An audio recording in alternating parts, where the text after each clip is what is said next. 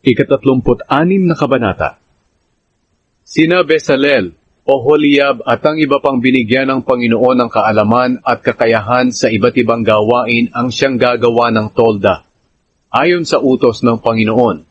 Kaya ipinatawag ni Moises sina Bezalel, Oholiab at ang iba pang binigyan ng Panginoon ng kaalaman at kakayahan sa iba't ibang gawain na desididong tumulong sa pagtatrabaho. Ibinigay ni Moises sa kanila ang lahat ng inihandog ng mga Israelita para sa pagpapatayo ng tolda. At patuloy pa rin ang kusang loob na pagdadala ng mga tao ng mga handog nila tuwing umaga. Kaya pumunta kay Moises ang mga nagtatrabaho sa tolda at nagsabi, "Sobra na sa kinakailangan ang dinadala ng mga tao para sa gawaing iniutos ng Panginoon na gawin." Kaya ipinadala ni Moises ang utos na ito sa buong kampo. "Huwag na kayong maghahandog para sa pagpapatayo ng toldang sambahan." Kaya tumigil na ang mga tao sa pagdadala ng mga handog nila, dahil sobra-sobra na ang ibinigay nila para sa lahat ng gawain sa tolda. Ang pagpapatayo ng toldang sambahan. Ang lahat ng mahuhusay magtrabaho ang gagawa ng toldang sambahan.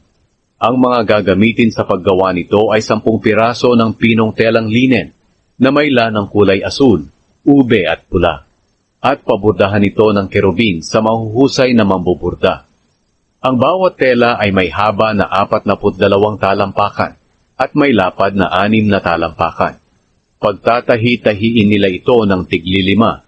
Gumawa sila ng parang singsing na telang asul at inihanay sa bawat gilid ng pinagdugtong na mga tela. Tig-50 ang ikinabit sa bawat dulo at magkaharap ito.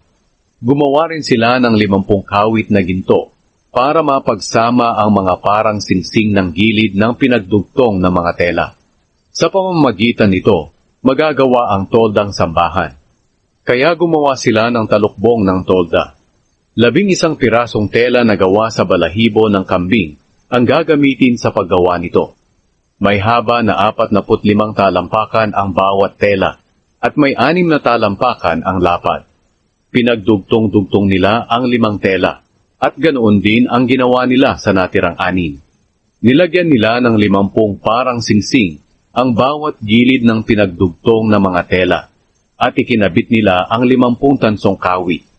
Ang ibabaw ng talukbong nito ay papatungan ng balat ng lalaking tupa na kinulayan ng pula, at papatungan din ng magandang klase ng balat. Pagkatapos, gumawa sila ng balangkas ng tolda. Ang ginamit nila ay tabla ng akasya.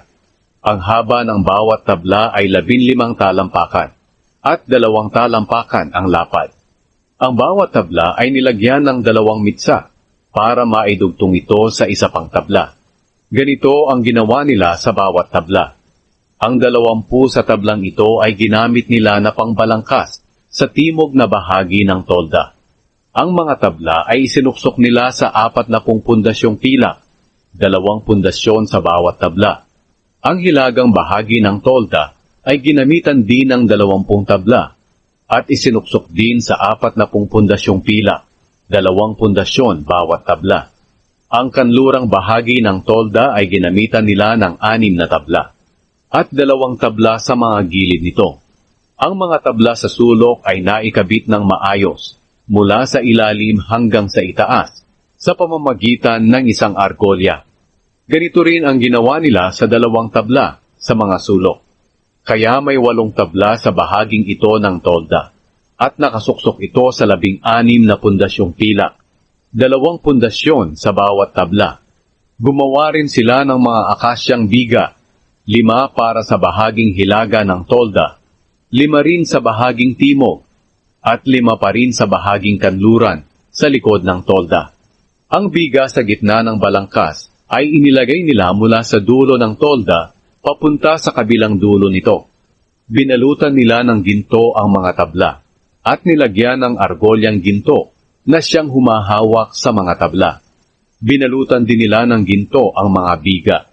Gumawa rin sila ng kortina na mula sa pinong telang linen na binordahan gamit ang lanang kulay asul, ube at pula, at maayos na nabubordahan ng larawan ng kerubin. Gumawa rin sila ng 4 na haligi ng akasya na may mga kawit na ginto at ikinabit nila roon ang kurtina.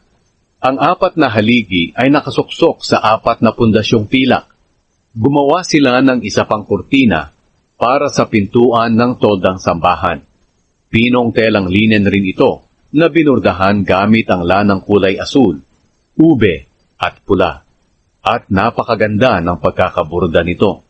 Gumawa rin sila ng 5 haligi na may mga kawit at ikinabit nila rito ang kurtina. Ang mga haliging ito ay nababalutan ng ginto, pati na ang mga ulo at baras nito, at nakasuksok ito sa 5 pundasyong tanso.